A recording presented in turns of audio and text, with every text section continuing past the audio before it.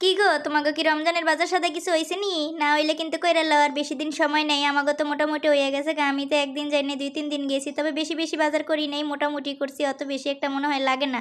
রমজান মাসে আমার কাছে মনে হয় যেমন আরো কম খাই। এক বুড়াবুড়ি গেছিলাম বাজারে, বাজারে গিয়ে কি কি আনলাম সেগুলো শেয়ার করতেছি। ওইদিকে মাছ মাংস আনছি, সেগুলো রাইখা দিছি। আর এদিকে কিছু ডিম লই এসি। 1 কেজি ডিম সবসময় কিনুন লাগে, 1 কেজি করেই কিনে। আজকেও বরাবরের মতো 1 কেজি কিনছি, কিন্তু এর মধ্যে একটা বেটা ফাটা দিয়ে দিছে, ওইটা হাতের মধ্যে লইয়া বয়ে রইছি। তাই যাই হোক, এর পরে কিন্তু এটা আলাদা রাইখা দিমু। এটা ডিম ভাজিভুজি করলে হে লাগে দিয়ালাম মনে। আর কিছু লাগে যেগুলো জিনিস আনছি সেগুলো দেখতে থাকেন। ডিমের কিন্তু প্রচুর দাম।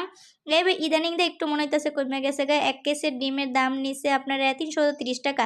30টা ডিমের দাম 330 টাকা নিচে। তো যাই হোক, মোটামুটি একটু কমের দিকেই আছে। আমাকে ঘরে ডিমটা একটু বেশিই লাগে। ডিম, পেঁয়াজ, আলু এই 3টা জিনিস একটু বেশিই লাগে।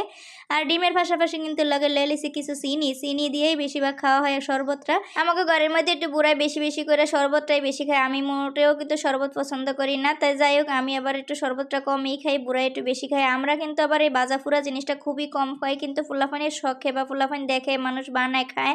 এই কারণে মাঝে মধ্যে সর্বোচ্চ মনে হয় 3 দিন বা 4 দিন বাজাফুরা জিনিস তৈরি করবো। এছাড়া কিন্তু আমরা রমজান মাসে বাজাফুরা খুবই কম খাই। আমরা কি খাই এখন অনেকের প্রশ্ন জায়গায় গেছে গা।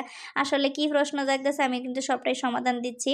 আমরা আসলে রমজান মাসে আসলে বিশেষ করে চিরা, দুধ, কলা, দই এগুলা দিয়ে মাখায় খুব সুন্দর করে বুড়ায় মাখায়, ওইটাই আমরা খাই রমজান মাসে। বিশেষ করে সন্ধ্যার সময়, ইফতারির সময় এই জিনিসটা খাইলে শরীরটা কিন্তু খুবই ভাল লাগে, ঠান্ডা লাগে, খুবই ভাল লাগে খাইতে। আর ওই যে পোলাপানের একটু শখে বা পোলাপান মন চায়, মাঝে মধ্যে 3 থেকে 4 দিন সর্বোচ্চ এই একটু আলু চপ, পেঁয়াজ, বেগুন এগুলো বানাই। তাই যাই হোক, এভাবে কিন্তু আমাদের রমজান মাসটা কাটতেই থাকে। এই তো ডিমগুলো আমি জুড়ির মধ্যে রাখানোর পরে এবার লেলিছি চিনি। চিনি 2 কেজির মতো আনা হয়েছে। চিনিরও মোটামুটি দাম কম না, 160 টাকা কেজি সম্ভবত চিনির দাম। আর এই চিনিগুলো রেখে দিয়েছি। আগের কিছু চিনি আসলে ওইগুলো বইমের মধ্যে রাখছি। এইবার ছোলাও প্রায় 2 কেজির মতো। আর এই ছোলা কিন্তু বেশি একটা লাগে না, ছোলাও খুবই আমরা কম খাই, কারণ অল্প পরিমাণে মুড়ি খাওয়া হয়। বুড়া আমি একটু খাই, বুড়া একেবারেই কম খায়। আর যাই হোক, তারপর কিন্তু এই যে আমরা যেই জিনিসটা নিয়ে ইফতারি করি সেই জিনিসটা এখানে এসে 2 কেজি চিরা। 2 কেজি আমার কাছে মনে হয় আরও লাগতেও পারে। 2 কেজি চিরা আছে এখানে, বুঝছেন? তাই 2 কেজি চিরা এগুলো সুন্দর করে কিন্তু ঝাইরা জুইরা রাখতে হবে। তারপরে মনে করেন ওই সন্ধ্যার সময় একটু ভিজায় রাখবো, আধা ঘন্টা আগে ফুইল্লা উঠবো। আর বাকি এগুলো তো বললাম আমি কি কি দিয়ে মাখাই। এই জিনিসটা কিন্তু অনেক ভালো লাগে। আপনারা যদি না খাইয়ে থাকেন অবশ্যই একবার খাইয়ে দেখবেন, খুবই ভালো লাগে।